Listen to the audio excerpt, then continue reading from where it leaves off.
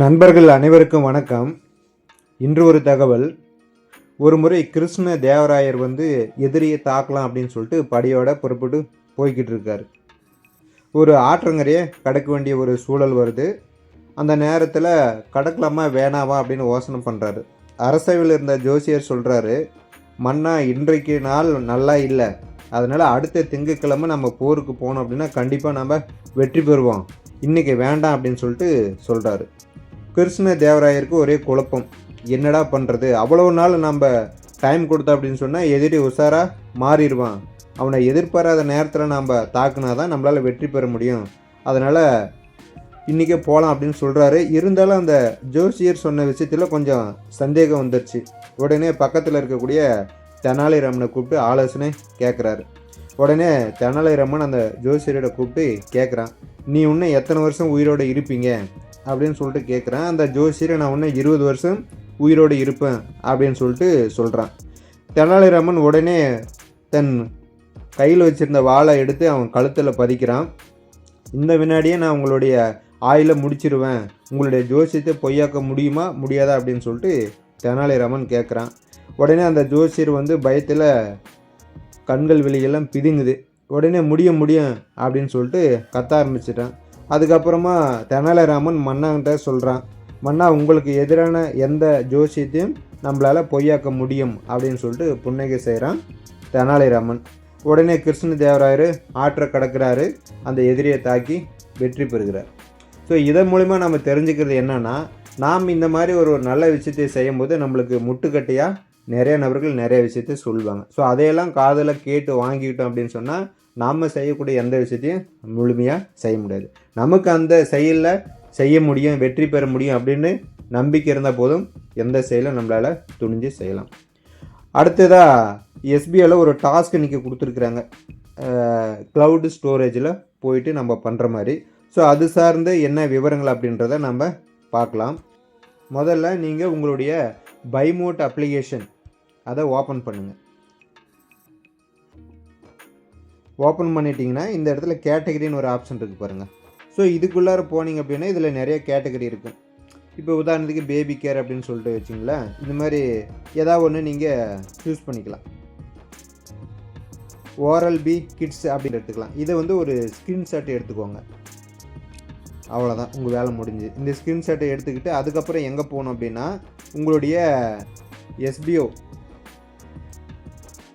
ID இருக்குது இல்லையா, அதுக்குள்ளார போங்க. யூசர் நேம் பாஸ்வேர்ட் போட்டு உங்களோட ஐடியை ஓப்பன் பண்ணிட்டீங்க. ஓப்பன் பண்ணிவிட்டு கீழே போனீங்க அப்படின்னு சொன்னால் உங்களுக்கு இந்த இடத்துல க்ளவுட் ஸ்டோரேஜ் அக்சஸ் அப்படின்னு ஒன்று இருக்கும். ஸோ இதை நீங்கள் கிளிக் பண்ணிக்கலாம். கிளிக் பண்ணிங்கன்னா ஆட்டோமேட்டிக்காக அந்த க்ளவுட் ஸ்டோரேஜுக்குள்ளார வந்துடும். ஸோ இதில் உங்களுடைய யூசர் நேம் பாஸ்வேர்டு ரெண்டையும் டைப் பண்ணி சப்மிஷன் கொடுத்தீங்க அப்படின்னு சொன்னால் ஆட்டோமேட்டிக்காக ஓப்பன் ஆயிரும். ஓப்பன் ஆனதுக்கப்புறம் இந்த கோ டு டேஷ்போர்டு இதில் போனீங்கன்னா கீழே இந்த இடத்துல க்ளவுட் ஸ்டோரேஜ் அப்படின்னு இருக்கும். ஸோ அதை கிளிக் பண்ணிக்கோங்க. கீழே பார்த்தீங்கன்னா பப்ளிக் அப்படின்னு இருக்கும், அதை கிளிக் பண்ணுங்கள். கீழே இந்த இடத்துல அப்லோடு ஃபைலுன்னு இருக்கும், இதை கிளிக் பண்ணுங்கள். இந்த இடத்துல டைட்டில் போடுங்க. நீங்கள் ஸ்க்ரீன்ஷாட் எடுத்துங்க பார்த்தீங்களா, அந்த பொருளை வச்சு ஒரு 5 வார்த்தைகளுக்கு குறையாமல் ஒரு டைட்டில் இந்த இடத்துல போடுங்க. அதுக்கு கீழே டிஸ்கிரிப்ஷன் கொடுங்க. ஆல்ரெடி நம்ம நிறையா டிஸ்கிரிப்ஷன்லாம் கொடுத்துருப்போம் ஃபேஸ்புக்கில் போடும்போது, அந்த மாதிரி இந்த இடத்துல டிஸ்கிரிப்ஷன் கொடுங்க. அதுக்கப்புறமா கீழே கேட்டகரி சூஸ் பண்ணுங்கள். இந்த சைடில் இருக்கிற இதை கிளிக் பண்ணிங்கன்னா மைக்ரோ டாஸ்க் அப்படின்னு வரும். சூஸ் பண்ணிவிட்டு அதுக்கப்புறம் கீழே இந்த சூஸ் ஃபைல் அப்படின்னு இருக்கும், இதை கிளிக் பண்ணி இதில் போனீங்க அப்படின்னா நீங்கள் ஸ்க்ரீன்ஷாட் எடுத்து வச்ச இந்த இமேஜ் இருக்கும். ஸோ இந்த இமேஜை நீங்கள் கிளிக் பண்ணிங்கன்னா அந்த இடத்துல இந்த இடத்துல இமேஜ் வந்துடும். அதுக்கப்புறமா நீங்கள் இந்த இடத்துல சப்மிஷன் கொடுத்தீங்க அப்படின்னு சொன்னால் ஆட்டோமேட்டிக்காக சப்மிஷன் போயிடும். போனதுக்கப்புறமா என்ன பண்ணணும் அப்படின்னு பார்த்தீங்கன்னா, இந்த இடத்துல ஆல்ரெடி நம்ம சப்மிஷன் கொடுத்துட்டோம், உள்ளார வந்துருச்சு. இந்த இடத்துல கீழே காப்பி அப்படின்னு இருக்கு பாருங்கள், இது இப்படி டச் பண்ணிங்க அப்படின்னா உங்களுக்கு காப்பி ஆயிரும். இந்த வேலை முடிஞ்சுது. அதுக்கப்புறம் எங்கே போகிறீங்கன்னா உங்களுடைய யூசர் ஐடிக்கு டுடே டாஸ்க்கு போகிறீங்க. இந்த இடத்துல டுடே டாஸ்க் போயிட்டு இந்த இடத்துல டுடே டாஸ்க் அப்படின்றத கொடுக்குறீங்க. கொடுத்தோன்னே ஆல்ரெடி உங்களுக்கு இங்கே டுடே டாஸ்க்கு ஓடும். இந்த டிஜிட்டல் உலகத்துல டிஜிட்டல் மார்க்கெட்டிங்கோட முக்கியத்துவமும் பெருகு. ஸோ டாஸ்க்கு முடிஞ்ச உடனே இந்த கோ டு டாஸ்க் பேஜ் கொடுங்க. இந்த மாதிரி வந்துடுச்சு. டாஸ்க் முடிஞ்சதுக்கப்புறமா கோ டு டாஸ்க் பேஜ் கொடுத்தீங்கன்னா இந்த மாதிரி வந்துடும். ஸோ இந்த மாதிரி வந்ததுக்கப்புறம் பார்த்தீங்க அப்படின்னா இந்த இடத்துல அந்த ப்ராடக்டோட டைட்டில், நீங்கள் என்ன ஸ்க்ரீன்ஷாட் எடுத்தீங்களோ அந்த ப்ராடக்ட் பற்றிய டைட்டில், அதனுடைய பேர் இந்த இடத்துல போட்டுடலாம். அது கீழே பார்த்தீங்கன்னா ஆல்ரெடி நீங்கள் வந்து அந்த இடத்துல அந்த க்ளவுடு ஸ்டோரேஜில் காப்பி பண்ணிங்க பார்த்தீங்களா, அந்த இடத்துல இருக்கிற அந்த காப்பி பண்ண அந்த லிங்க்கை வந்து இந்த இடத்துல பேஸ்ட் பண்ணிடுங்க. அதுக்கப்புறம் பார்த்தீங்கன்னா கீழே நீங்கள் வந்து இந்த ப்ராடக்டை விரும்புகிறீங்களான்னு கேட்குறாங்க, ஓகே அப்படின்னு கொடுத்துருங்க. அதுக்கப்புறமா கீழே இந்த ப்ராடக்டை நீங்கள் ஆல்ரெடி யூஸ் பண்ணியிருக்கீங்களா, எஸ் கொடுங்க, இல்லைன்னா நோ கொடுங்க. அதுக்கப்புறமா ரேட்டிங் கொடுக்க சொல்கிறாங்க, இந்த ப்ராடக்ட்டுக்கு என்ன ரேட்டிங், ஒரு 4 ஸ்டார் கொடுக்கலாம். அதுக்கப்புறமா நீங்கள் வந்து இன்ட்ரெஸ்ட்டாக இருக்கீங்களா இந்த பொருளை வாங்க அப்படின்னு சொல்லிட்டு ஓகே எஸ் அப்படின்னு கொடுத்துடலாம். கீழே வந்து இன்ட்ரெஸ்டட், நீங்கள் பைமோட் அப்ளிகேஷனில் இதை வாங்குறீங்களா அப்படின்னு கேட்குறாங்க, எஸ் கொடுத்துடலாம்.